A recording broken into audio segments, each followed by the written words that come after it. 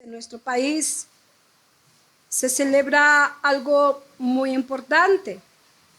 De acuerdo al gobierno de México, esta fecha corresponde el día de mañana al inicio de la lucha por la independencia de México, por la lucha de un país libre. Inicialmente, el movimiento armado estaba pactado para realizarse en diciembre de 1810, dirigido por los integrantes de las reuniones secretas en la casa del corregidor en Querétaro, el señor Miguel Domínguez, y pues más conocida la esposa, ¿no? Doña Josefa Ortiz de Domínguez, y el padre Miguel Hidalgo y Costilla, algunos militares como Ignacio Allende, Juan Aldama, los hermanos Epigmenio y Emeterio González, entre otros. Sin embargo, la historia nos dice que el complot fue descubierto, fue denunciado ante las autoridades y pues algunos organizadores fueron aprehendidos. Y fue cuando esta señora muy valiente pudo avisar a Allende sobre este hecho, y según la historia de México dice que, según la UNAM, pues se tuvo que adelantar la fecha de esta lucha por la libertad de México, por la independencia. El ejército insurgente, dicen algunos comentaristas, que contó con la participación de 100,000 personas de estratos sociales bajos. O sea, quien inició esta lucha, si bien fueron algunos generales y demás, parte del ejército, pero quienes lucharon y dieron su vida fue la gente más pobre de nuestro país. Y esto fue decisivo para el desarrollo de esta lucha. Y actualmente el 15 de septiembre es una fecha conmemorativa y víspera de los festejos patrios reservados para el 16 de septiembre. Y bueno, el 16 de septiembre es la fecha oficial para celebrar la independencia, la libertad de México, ya que pues se conmemora uno de los eventos más simbólicos del proceso, el famoso grito de Dolores. Y bueno, me reservo el comentario cuánto duró la lucha por la libertad y por la independencia, eso lo daré al final. ¿Qué tiene que ver esto con lo que acabamos de leer? Gracias a Dios tenemos todavía un país con libertad de culto. Todavía. El día de hoy podemos abrir las puertas, podemos congregarnos, alabar y bendecir su nombre. Pero el día de hoy yo le quiero hablar de la verdadera libertad.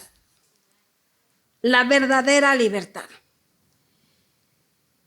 Si nosotros, hermanos, tomamos la cronología del Evangelio de Juan en la posición actual de su contexto, podemos ver que para llegar a este capítulo 8 tenemos que irnos al capítulo 7, no lo vamos a mencionar, pero según el capítulo 7 y este capítulo 8 nos dice que Jesús permaneció en Jerusalén por algunos días después de la fiesta de los tabernáculos.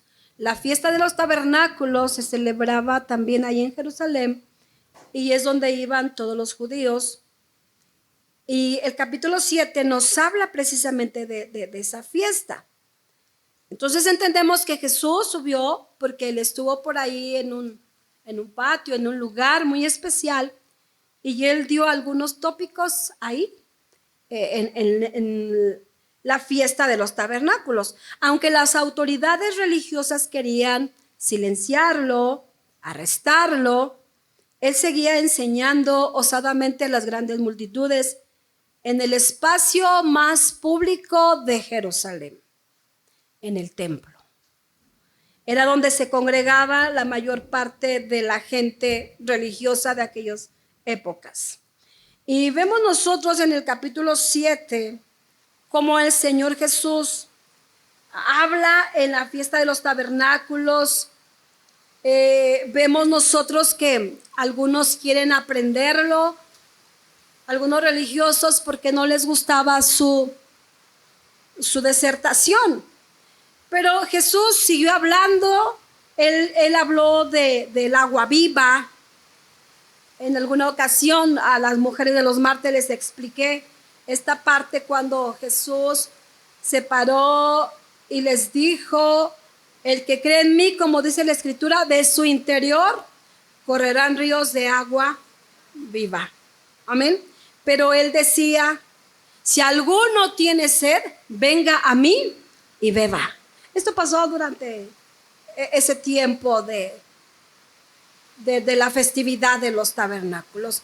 Y a partir de ahí hubo una división entre la gente y empieza a hablar. El capítulo 8, en los primeros versos, nos habla de aquella mujer que fue traída a Jesús, una mujer que le encontraron en el hecho del adulterio.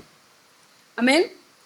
Y bueno, tal pareciera, cuando nosotros hilamos estos pasajes, pareciera que este suceso quiso ser una distracción para lo que Jesús estaba enseñando. Jesús estaba enseñando que, hermano, Él era el agua viva, que Él era el Cristo, que Él era lo más importante del templo. Sin embargo, por ahí en algún momento, en algún suceso, hermano, le traen a una mujer sorprendida en el acto de adulterio. Y como que hay una distracción, pero luego a partir del verso 12, estoy en Juan 8, hermano, como que retoma otra vez lo que él estaba hablando, lo importante, y Jesús dice que Él es la luz del mundo. Y Él expresa esto: el que me sigue no andará en tinieblas, sino que tendrá la luz de la vida. Y esa luz de vida es Cristo Jesús. Amén. Otra vez Jesús les habló, y como que si tomamos el orden del Evangelio de Juan como el texto común, el incidente de la mujer, lo que le acabo de mencionar, atrapada en adulterio, como que vemos que interrumpe a Jesús mientras enseñaba en el patio del templo en los días que siguieron después de la fiesta de los tabernáculos, pero ahora reanuda nuevamente su enseñanza. A partir del verso 21 y 30, pues ahí Jesús habla también de la unidad de su Padre. Y hermanos, vemos también que el Señor Jesús, en el capítulo 8, versos 21 al 30, Él habla que Él y su Padre son uno. Y siempre el Señor tuvo enemigos, siempre. El mensaje de la unidad con su Padre fue bien recibido por unos, pero por otros no. Por otros no. Por algunos porque su vida no era tan buena con lo que ellos predicaban. Amén. Los fariseos tenían una imagen de intimidad con Dios. ¿Se acuerdan que una ocasión en un miércoles la hermana Yemima nos hablaba de los fariseos que vivían una vida de apariencia? Y estos fariseos, hermanos, cultivaban una imagen de intimidad con Dios, pero era evidente que en realidad no estaban cerca de Jesús.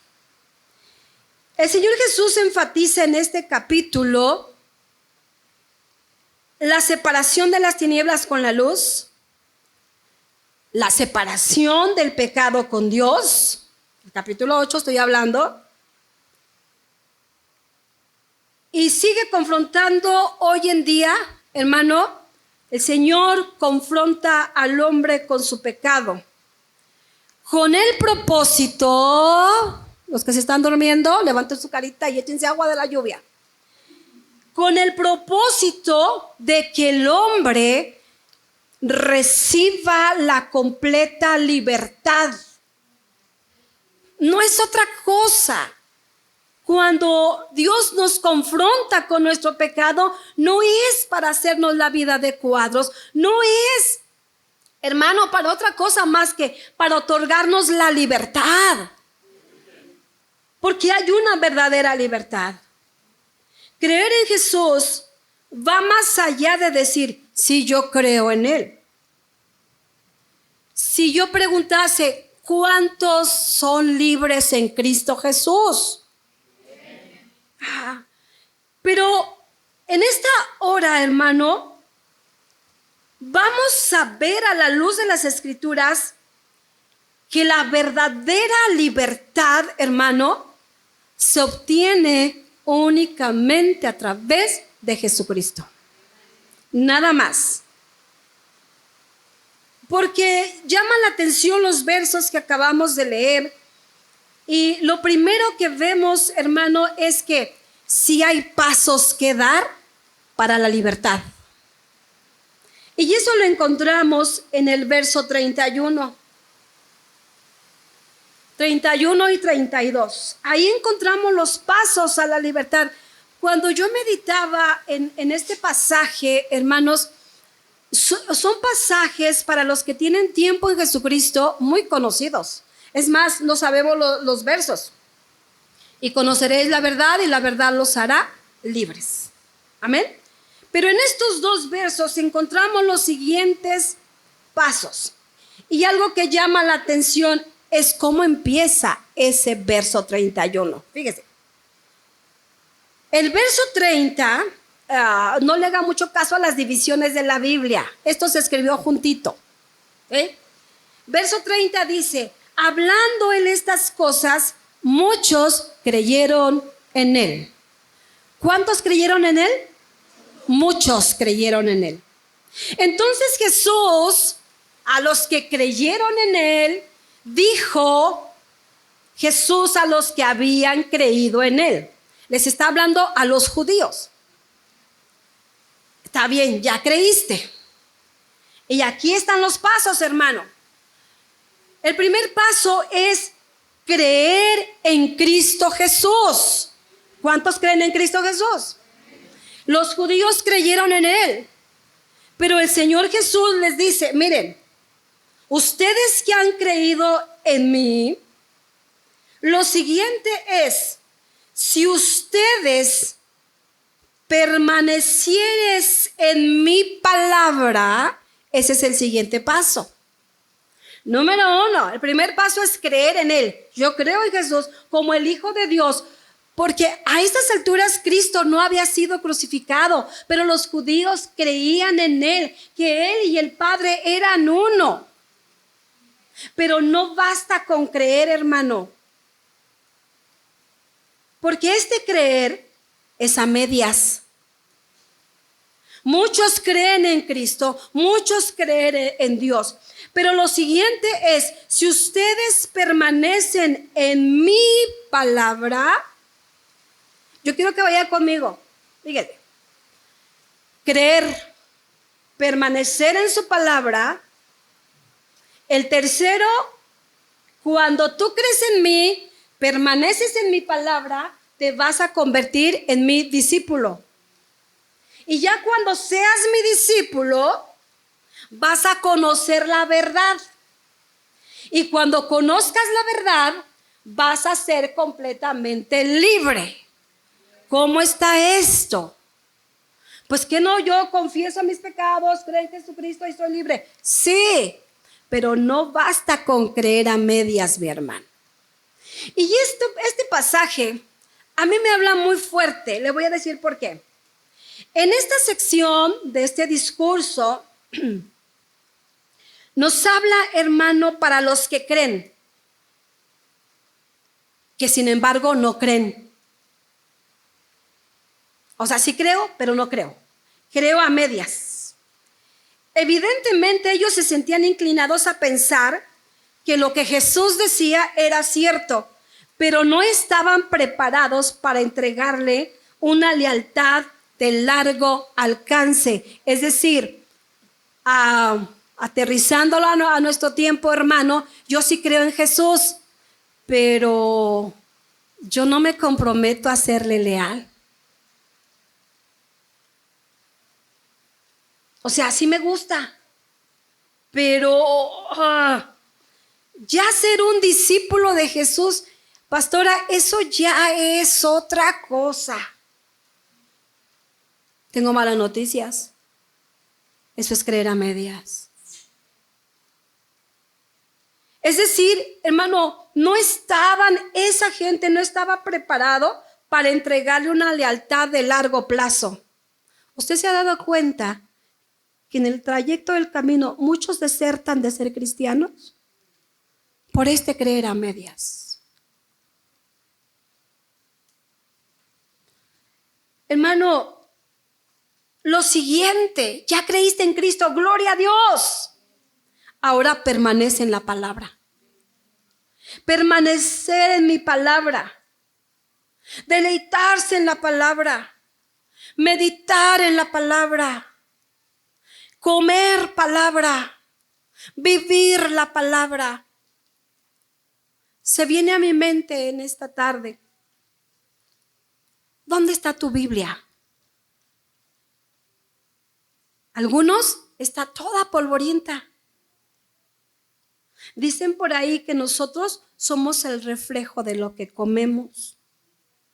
Y unos estamos bien bendecidos. Pero espiritualmente somos el reflejo de lo que comemos de esta palabra. ¿Crees en mí? Permanece en mi palabra. Y ese permanecer es hacer lo que me dice la palabra. Cuando tú hagas eso, vamos caminando y nos convertimos en verdaderos discípulos. No hay otra manera de ser discípulo de Jesús más que, hermano, cuando aquel verbo que se hizo carne, se haga carne también en nosotros. Que su palabra penetre en nuestros corazones, que su palabra viva en nuestros corazones, que comamos palabra, que vivamos palabra, que hablemos palabra de Dios. ¿Dicen amén? No se distraiga, estamos acá. Si permanecéis en mi palabra, a los que acababan de creer en Él, hermano, les está diciendo, si ustedes hacen una diferencia entre el que cree y no cree. ¿Ven? Permanezcan en mi palabra. No estar contentos solo con tener fe. Esto únicamente nos lleva a la obediencia. Después viene, hermano, el ser verdaderamente mis discípulos. Y aquí entra algo que ha venido taladreando mi corazón y mi mente. Y con esto, hermanos, viene a reforzar lo que Dios está demandando de nosotros. Seréis verdaderamente mis discípulos. Cuando usted acepta a Jesucristo, el siguiente paso es permanecer en la palabra. Y el tercero es ser discipulado. Recibir un discipulado. Ser discípulos, ser alumnos, ser aprendiz de Cristo. Y en todos los niveles. Yo necesito seguir aprendiendo de Cristo. Los líderes necesitan aprender de Cristo. Los nuevos necesitan ser discípulos. ¿Se da cuenta el nivel que tenemos que llevar? Porque cuando nos empiezan a hablar en el discipulado de la palabra de Dios, pero que ahí sí nos explican con rueditas, con palitos, nos dicen dónde están los libros de la Biblia, cómo se lee la Biblia, cómo distinguir la Biblia entre el Antiguo Testamento y el Nuevo. Eso es un discipulado. Yo no le voy a preguntar cuántos de ustedes tienen más de 10 años en el Evangelio y todavía se pierde buscando Apocalipsis. Usted se quedó en el primer paso. ¿Y por qué? Porque probablemente en la iglesia nosotros tenemos la responsabilidad y ahí estamos fallando nosotros. Pero los miércoles hay discipulado. Hay discipulado. Ay, pero es que es de noche, es tarde, es aquí, es allá, es más allá. Tú crees en Cristo, pero tú no comprometes tu palabra con Jesucristo.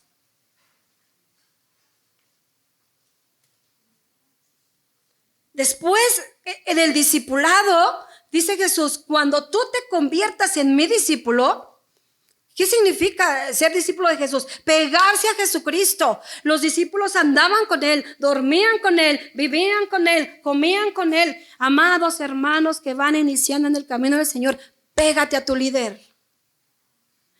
Pégate al pastor. Pégate a alguien que tú digas, este es maduro en la fe. No te pegues con el que se desanima por todo. No, aléjate. Pégate. ¿Tienes dudas? Yo tengo esta duda. Yo no sé qué hacer aquí. Eso es pegarse, ser un discípulo de Jesús. Conviértanse en preguntón de la palabra del Señor. El pastor, yo no entiendo esto. Con mucho gusto. Pero aquí, líderes, tenemos mucha tarea.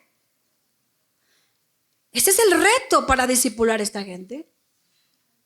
Desde los niños, jóvenes, adultos, hombres, mujeres. Porque solo así los discípulos, hermanos, cerca de Jesús, iban a aprender a ser como Jesús. Yo quiero que voltee y vea a su hermano. Véalo, por favor. ¿Se parece a Cristo tu hermano?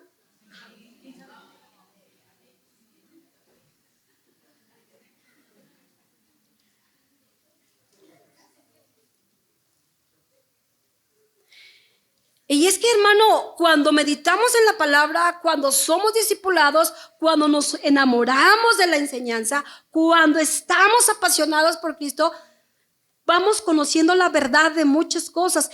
El cristianismo no impide nada. Se me fue la palabra, hermano. Porque dicen, yo no me hago cristiano porque me prohíben, gracias, porque me prohíben todo. No. La misma palabra, si tú permaneces en la palabra, permaneces cerca de Jesús, Él te va a decir lo que es bueno y lo que es malo. No hay prohibiciones. El Espíritu Santo de Dios que mora en ti te va a decir, ¿qué crees, mi hijita, que esto no? Y con mucho amor nos habla. Y a los varones les habla a través de la palabra y en su discipulado cómo amar a su esposa. ¿Dicen amén las mujeres? No, ellas saben lo que les espera, ¿verdad? Pero también a las mujeres nos enseña cómo tratar al esposo, a los hijos, a los padres, a los hermanos, cómo vivir en sociedad, cómo vivir en comunidad, cómo vivir con el prójimo. Conoces la verdad y esa verdad te va a dar una libertad total en Cristo Jesús. Amén. Ahora fíjese bien. Vamos a conocer la verdad, hermano, pero a través de la palabra del Señor. Pero esos judíos que habían creído en Jesucristo, pues sí creían, pero ahí se quedaban, ay, nomás. Yo nomás tantito, yo no me involucro mucho. Ese creer es a medias. A medias. Ahora, hermano, los siguientes versos nos hablan que para tener completa libertad en Cristo, ya vimos algunos pasos que tenemos que dar. Lo siguiente es que debe haber una disposición de mente y corazón para hacer a un lado el legalismo religioso. Me escuchó muy bien. Porque mire, ya habían creído en Él. Y Jesús les dice, ¿ya creyeron mis hijitos? Esto es lo que debe seguir. Pero vea lo que le dicen, verso 33. Le respondieron, linaje de Abraham somos y jamás hemos sido esclavos de nadie. ¿Cómo dices tú, seréis libres? Aquí me detengo un poquito. O sea, ya habían creído en Jesús y Jesús les dice, yo les otorgo la completa libertad, una verdadera libertad. Y ellos dicen, ¿nosotros? Somos hijos de Abraham. Somos judíos. ¿Qué te pasa?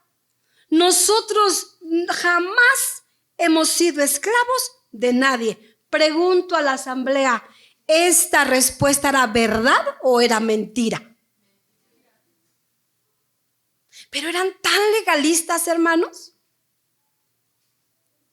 que eso les llevaba a presumir. Nosotros somos hijos de Abraham. Oh, nosotros somos mexicanos. Nuestras raíces. Hermanos, es una vergüenza la raíz que tenemos los mexicanos. Pura idolatría, pura hechicería, puro sacrificio humano. Gloria a Dios que llegó el evangelio y nos hizo libres. Hermano, pero vea, vamos caminando con Dios, debemos dejar el legalismo. Amén. Vea, yo meditaba en esto y decía, ¿es en serio? Es que yo soy de cuna cristiana. Eso no existe. Es que mi mamá ora. Tu mamá, pero la salvación es personal. Amén. Linaje de Abraham somos y jamás hemos sido esclavos de nadie. La reacción de esos líderes religiosos no fue decir, wow, Jesús, eso es maravilloso, tú nos vas a dar la libertad. No dijeron, dinos más de esto. Dinos más lo que significa ser libre, confiando en tu palabra, buscando tu presencia. No, en lugar de eso, dijeron, no necesitamos de lo que tú dices, porque nosotros somos muy buenos. ¿Ha escuchado a alguien decir yo soy bueno? Yo ni pecados tengo. Yo soy cristiano desde la cuna. Mi mamá me cantaba en los brazos. Yo digo, yo no soy cristiano de cuna porque en mi rancho ni se usaban las cunas. Hermano, es ese tipo de gente que dice, yo soy bueno, yo no le hago mal a nadie. Yo ayudo al pobre, al necesitado. Yo no me meto con nadie. Yo no necesito de tu evangelio. Tú crees en Dios, pero a medias. Y todavía presumes que eres un hijo de Dios. Esta fue una respuesta notable, muy precipitada. Hermano, ¿por qué era una mentira? ¿Sabe por qué? Porque los judíos, el pueblo judío de años atrás había estado cautivo bajo los egipcios, bajo los filisteos. Fueron llevados a Babilonia por los persas, Siria, y en esa actualidad estaban subyugados por Roma. Y ellos decían, nunca hemos sido esclavos. Yo soy puro y santo. Yo no tengo pecados. Muchos dicen, un niño de 5 o 6 años, no, él no tiene pecados. No, sí tiene. Hoy en día los chiquillos están así. Sí, mis amados, tu hijo necesita a Jesucristo. Sin embargo, hermano, vea, que ellos, algún comentarista, McLaren, en uno de sus libros, dice, ¿acaso no había una guarnición romana entre ellos? Yo creo que hasta la veía, ¿no? Pero, hermano, los mismos patios del templo donde se pronunció esta jactanciosa falsedad, por ahí había un castillo arriba viéndolos. Y ellos diciendo, nunca hemos sido cautivos.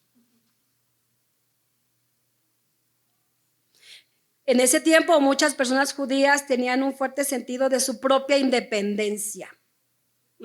Ellos decían, nosotros somos independientes. Pero la historia nos muestra, hermanos, que había muchas revueltas en esos tiempos del Señor Jesús.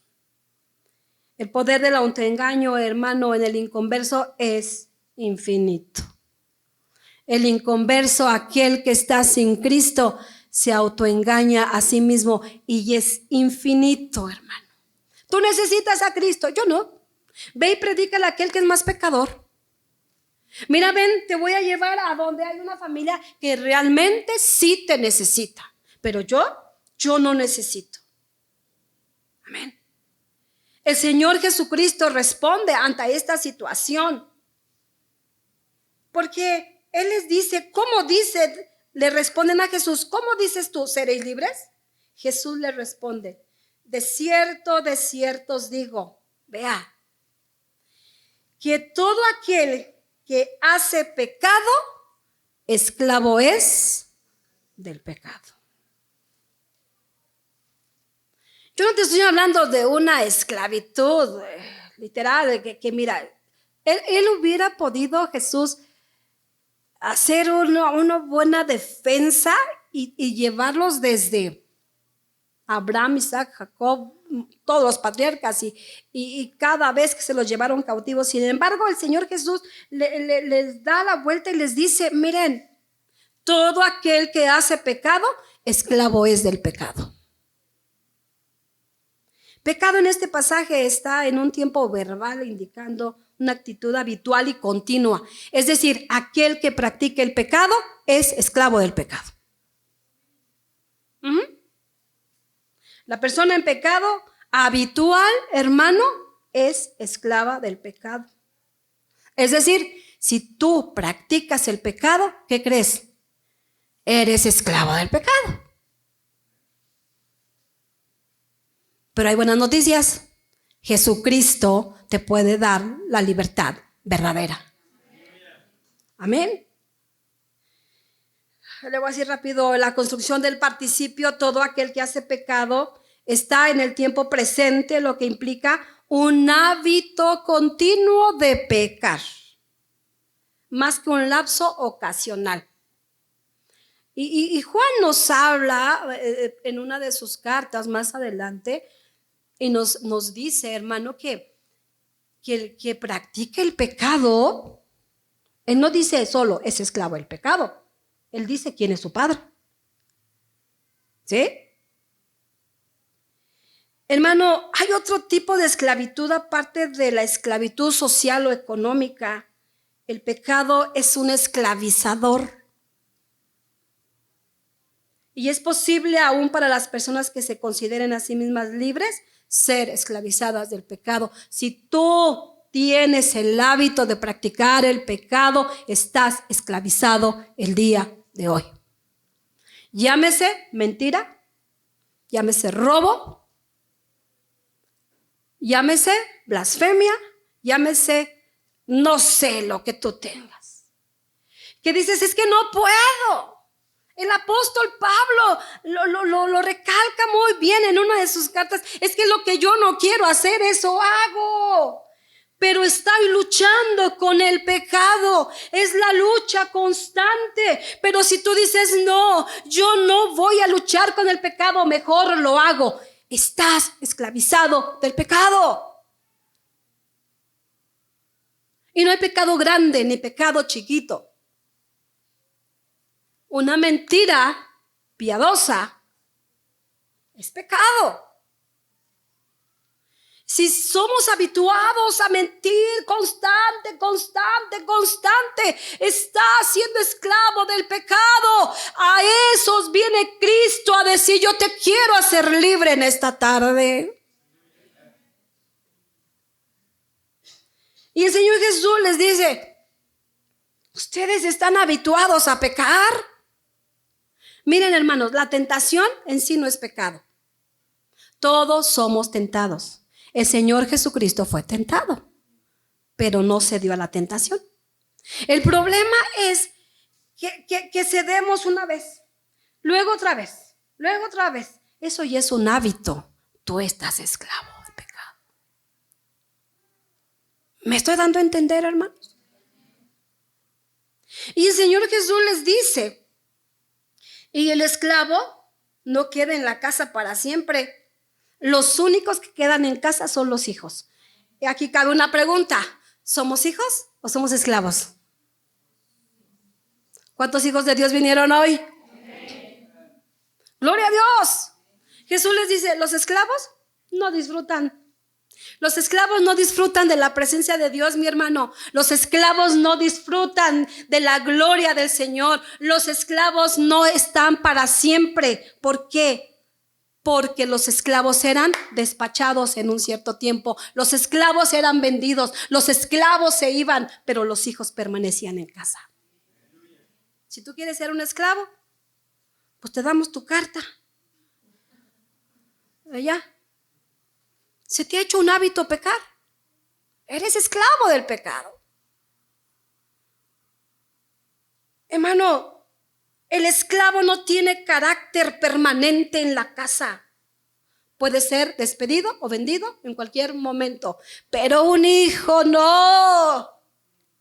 Un hijo permanece en su casa. ¿Cuántos de ustedes tienen hijos rebeldes? Sabe, dice Javierito. ¿Los despedimos?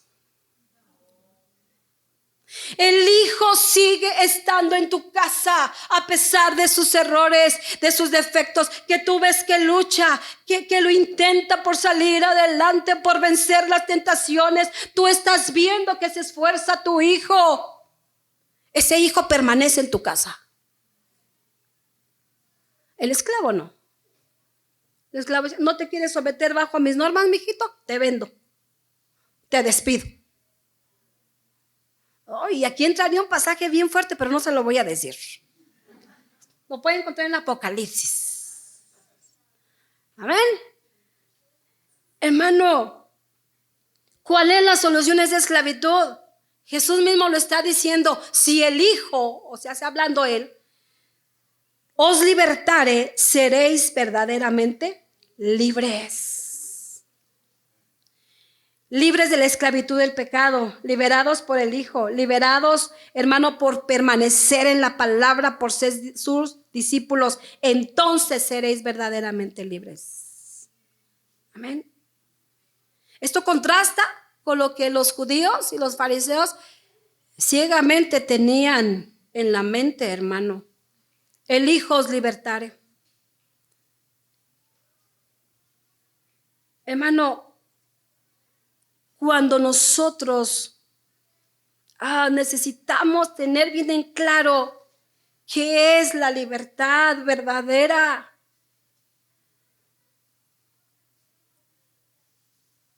Tenemos que tener en claro, porque vivimos en un país libre. ¿Sí? Pero usted y yo tenemos una doble libertad.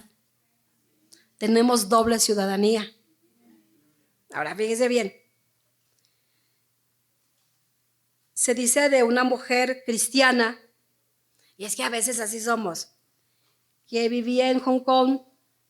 Y esta mujer en algún tiempo vivió en la China comunista. Usted sabe que allá ser cristiano, pues para nada. Pero de vez en cuando esta mujer que ya vivía en Hong Kong platicaba de su vida allá en China. Y bueno, ella dice esta historia que usaba mucho el vocabulario que los comunistas utilizaban al describir su revolución. Ellos la llamaban la liberación, así como los mexicanos. Que mañana todos son bien mexicanos. El 16, ¡viva la libertad! ¿Sí o no? Y viva doña no sé quién, y viva no sé quién, y todo eso. Ok. Esta mujer, y así como los comunistas, describía la parte de su revolución y la llamaban la liberación. Y siempre presumía a esta viejita, ¿no? Y alguien le preguntó, oiga, hermana, cuando usted vivía en China, ¿eran libres de reunirse con otros cristianos para adorar? Y ella decía, oh, no. Desde la liberación, escuche bien, desde la liberación nadie se le permitiría reunirse para servicios cristianos. Y le pregunta la persona, pero seguramente podrían reunirse en grupos pequeños y discutir la fe cristiana, ¿cierto, hermana? No lo éramos, respondió la mujer. Desde la liberación, todo ese tipo de reuniones fueron prohibidas. Pero sí tenían libertad de leer la Biblia, hermana. No, hermano, desde la liberación nadie tiene libertad de leer la Biblia. O sea, el punto es claro. La libertad no consiste en decir, los mexicanos somos libres. ¿Sí me estoy dando a entender? La libertad no consiste en la palabra libertad o en palabras, sino en una relación real con Jesucristo a través de la permanencia en su palabra y siendo sus discípulos. Todos los mexicanos pueden decir mañana, nosotros somos un país libre. Y por ahí está una canción, ¿no? Que terminan fusilando al cantante o no sé a quién. ¡Viva Cristo Rey! Y fuego. ¡Somos libres! Pero sigue siendo esclavo del pecado. Tú necesitas a Cristo. Algo más. La verdadera libertad, hermano, muestra evidencias como resultado de vivir cerca de Jesús. Amén. El Señor Jesús le responde a estos hombres legalistas y les dice, yo sé que ustedes son hijos de Abraham. Jesús no está negando lo que ellos dicen. Sé que sois descendientes de Abraham. Jesús admitió que ellos eran descendientes del padre de la fe en un sentido genético. Pero Abraham no era su padre en el sentido espiritual. Sí eran descendientes de Abraham, pero en lo espiritual no lo eran. Y vea, cuando recordamos nosotros una porción de Génesis capítulo 18, cuando algunos mensajeros vinieron del cielo y Abraham los recibió, hermanos, él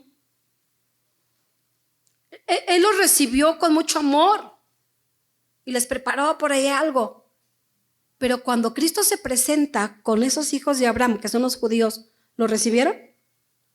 Lo rechazaron. Y es donde el Señor aprovecha y les dice, sé que ustedes son descendientes de Abraham, pero procuran matarme.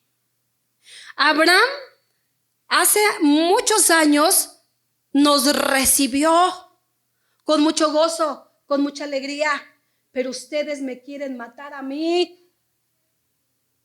¿Me estoy dando a entender? Estos descendientes de Abraham, hermanos, rechazaron y buscaron matar a aquel que fue enviado del cielo, porque Cristo venía del cielo. Y cuando Abraham recibió a los enviados del cielo, Abraham los trató muy bien. Pero estos hijos de Abraham querían matar ahora a Jesús. Y es que las historias se repiten, mis amados. ¿Sabe por qué? ¿Cuántos de nosotros tuvimos amigos de la juventud o de la infancia? Nadie, ya somos 2. Pero cuando viene alguien externo y nos dice, yo soy hijo de, ay, nuestro corazón se llena de alegría. Ay, qué bonito, conozco al hijo de mi amiga del alma. Bienvenido, pásale. Yo amé mucho a mi amigo, yo lo quise mucho y por ese amor voy a tratar bien al hijo. ¿Sí o no? Pero estos decían, linaje de Abraham somos, pero te queremos matar a ti. No había congruencia con lo que ellos decían y hacían. No basta con decir, yo soy hijo de Dios. Y quieres matar al pastor. Ah, no es cierto. Ahí le cortan esa parte, por favor. Amén. Y les dice, ¿por qué? Porque mi palabra, vea hermano, cuando no le damos cavidad a la palabra de Dios, esto es lo que sucede, nos volvemos en religiosos igual que ellos. Jesús les dice, porque en mi palabra no haya cavidad en ustedes. No les entra mi palabra. No, es que yo sí me gusta la palabra, sí me gusta, pero no, yo pienso que mejor así. No, a la palabra no le podemos quitar ni aumentar. ¿Están de acuerdo? Su rechazo de la palabra de Jesús, hermano, que estaba mostrando quién era Abraham, y que la verdadera libertad proviene cuando permanecemos en su palabra. Y este señor Spurgeon considera algunas formas en relación a que la palabra debe tener cavidad en el creyente. Fíjese, ahí usted se va a poner palomita o tachecito. Estamos hablando de la palabra de Dios, de esta palabra. Él dice, cuando sí haya cavidad en mí, la palabra de Dios tiene una posición interna en el cristiano acá. Penetra como espada de dos filos y parte todo, hermano, y nos convence por medio del Espíritu Santo a leer la palabra, y tiene una posición interna en el corazón del creyente. La palabra de Dios debe tener una posición de honor. A ver, levante su Biblia. Yo puro celular, pastora. Yo puro celular. A ver, enséñame dónde subrayas. Cuando la palabra, hermano, tiene cavidad acá, la Biblia tiene una posición de honor. Hace años, cuando los primeros cristianos iban a la iglesia con su Biblia, no tenían mochilas, no tenían nada. Iban con su Biblia debajo del brazo. Y todos decían, ahí va el hermano, ahí va la hermana, ahí va el aleluyo, ahí va la aleluya. Daban testimonio. Hoy, ¿sabe qué hacen? Se avergüenzan de la palabra. Diga conmigo, ay, mi palabra no haya cavidad en vosotros. Rechazaban la palabra de Jesús. La palabra de Dios debe tener una posición de confianza. ¿Tú confías en la palabra de Dios? Aunque la tormenta esté brava, yo creo que Dios está conmigo cual poderoso gigante y me va a ayudar a vencer estos obstáculos y me va a llevar a puerto seguro porque su palabra lo dice. Amén. La palabra de Dios debe tener una posición de autoridad. Diga conmigo, de autoridad. Esto es autoridad. ¿Por qué debo obedecer a mis padres? Porque la Biblia lo dice. ¿Por qué debo amar a mi prójimo? Porque la Biblia lo dice. ¿Por qué debo perdonar a los que me ofenden? Porque la Biblia lo dice. La palabra de Dios debe tener una posición de autoridad en nuestro hogar. Amén. Antes de enfrentar una situación, vete a la palabra.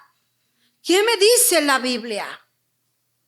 Aunque a muchos no les va a gustar, pero si esto se hace carne acá, te convenció, tú vas a obedecer, porque la palabra de Dios tiene autoridad. Amén. La palabra de Dios debe tener una posición de amor. ¿Tú amas la palabra de Dios? Oh, cuánto amo yo tu ley. Todo el día es ella mi meditación. Cuánto amo yo tu ley. Medito en ella todo el día. Oh, Señor, tú me hablaste hoy.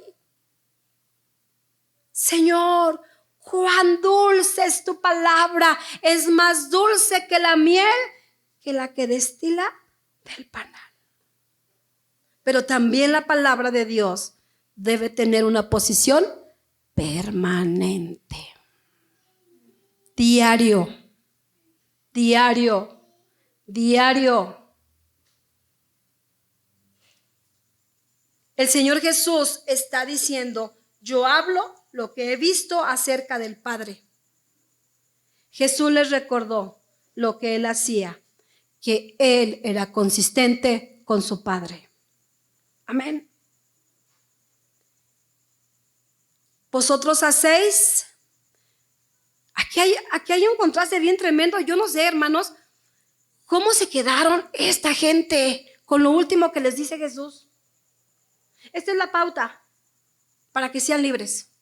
Pero lo último, yo no sé si los dejó mudos o yo no sé, hermano. Pero ¿qué les dijo Jesús? Yo hablo lo que he visto acerca de el Padre. Hermanos, aquí hay padres de familia que sus hijos los imitan muy bien. ¿Verdad que sí? Mire, nosotros vemos a Leo y sabemos de quién es hijo. ¿Sí o no? Nosotros vemos a Abdiel y sabemos de quién es hijo. ¿Sí o no?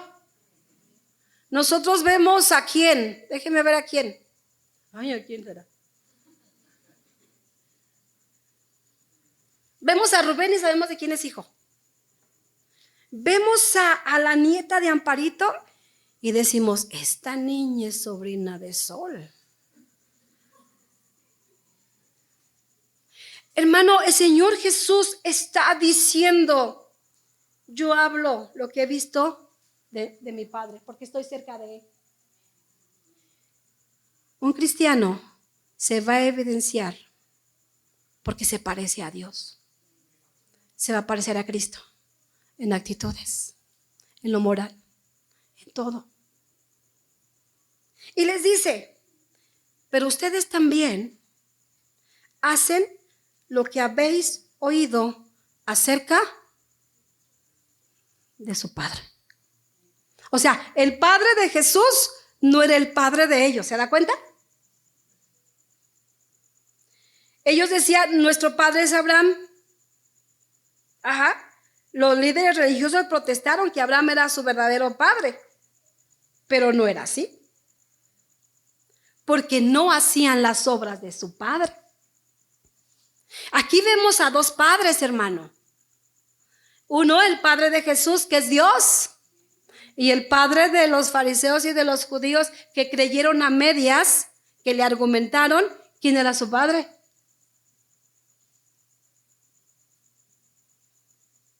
Está para pensarse, ¿verdad?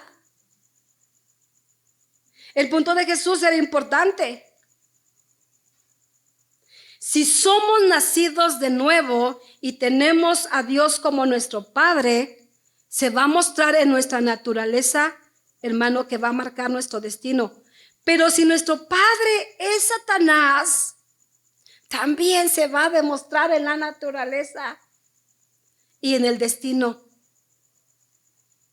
como lo vemos en los adversarios del Señor Jesús. Podemos ser doblemente libres, hermanos, pero es necesario que comprendamos las verdades del Evangelio en este pasaje. No basta con creer, es necesario permanecer en la palabra, llegar a ser discípulos, y siendo discípulos se conocerá la verdad y la verdad nos hará libres. Jesús ofrece un discipulado y libertad para todo aquel que cree en Él. ¿Con qué cosas estás luchando? No puedes dejar el vicio, no puedes dejar las ataduras. ¿Sabes por qué has caído constantemente en la tentación? Porque te has alejado de Jesús. Porque no permaneces cerca de Jesús. Dese cuenta, hermano, tenemos ejemplos tan sencillos. Cuando un chiquillo está cerca de su padre y quiere hacer su soberana voluntad, ¿el padre qué hace? Con la mirada. Y el chiquillo se cuadra. Bueno, debe ser, ¿no? Debe ser. Si tú vives cerca de Jesús, pegado al Padre, cuando te quieras desviar, tú vas a sentir la mirada del Padre y te va a decir, ¿a dónde? ¿A dónde? Ah, tú eres mío. ¿Me doy a entender? ¿Sabes por qué te has descarriado? Porque te has alejado de Jesús. ¿Por qué se cede tanto a la tentación? Por eso. Pero ¿sabe qué, hermano? Conozca la verdad del Evangelio, y esa verdad le traerá libertad. Y lo más hermoso es que, hermanos, heredaremos una patria celestial. Una patria sin corrupción, sin injusticias, sin sufrimientos. Toda lágrima será enjugada por el Señor. No habrá más llanto, no habrá más tristeza, no habrá más dolor. Amados, nos espera la patria celestial. La verdadera libertad se encuentra en Cristo Jesús. Termino. ¿Cuánto duró la lucha por la independencia? La lucha por la independencia de México fue un proceso prolongado que se extendió por más de una década. Algunos dicen 10, 11 años. Inicia el 16 de septiembre de 1810 con el llamado de Hidalgo y culminó oficialmente el 27 de septiembre de 1821 cuando el ejército trigarante liderado por Agustín de Iturbide entró triunfante a la Ciudad de México, logrando la libertad y la independencia de México de España. 11 años. Pero a nuestro libertador,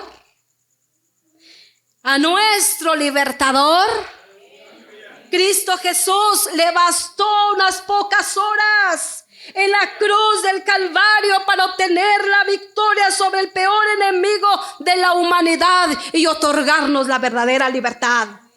Ese es Cristo Jesús. Póngase sobre sus pies.